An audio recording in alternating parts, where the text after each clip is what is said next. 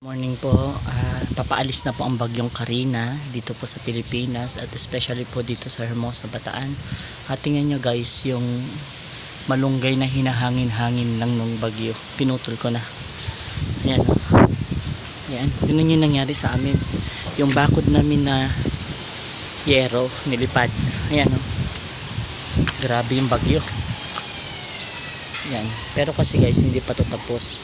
Kasi ayan, ongoing kasi ang construction po niya, pero hindi natapos kasi po umuulan. Pinutput na natin.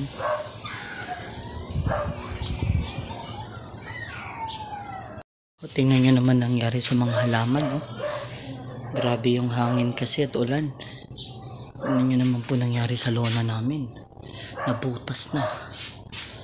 Oh, butas. Tapos ayun yung tricycle, doon na namin pinark sa kabila yung mga halaman. Ang halaman na nag-enjoy, ayan po, ayan sa loob namin. Tapos ayan sa labasan, pero malakas pa rin ang hangin, oh. Pero pawala na po, wala na ang bagyong Carina. Nangyari, binagyo kami.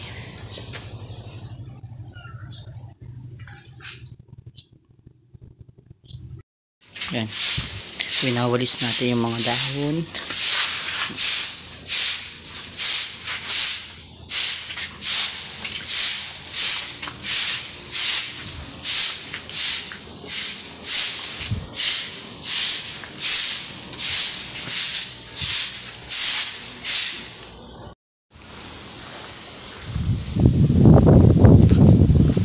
Tingnan nyo naman po, bumagsak ng aming pansamantalang bakod na yero, bumagsak.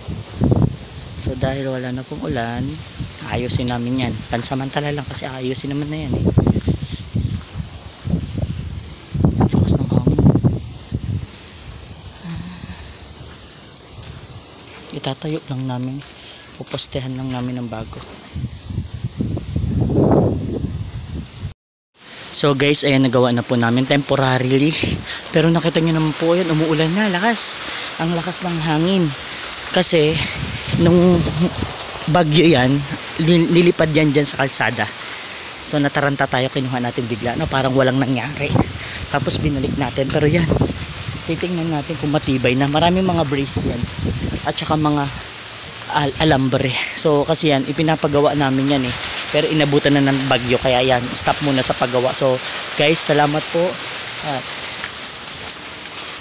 Pag-pray pa rin natin yung mga kababayan po natin, yung kapwa Pilipino natin na sa lanta ng bagyo. Na unang-una sa lahat is sa mga oras na ito ay maging okay na po sila, padalhan sila ng mga tulong, same time pag-iingat, ay sumakan nila po yung pagsasaayos ng bahay, especially po sa mga bahay na ano ba yun, lumubog sa baha. Yan, so ingat-ingat lalo na sa mga sakit na nakukuha sa baha.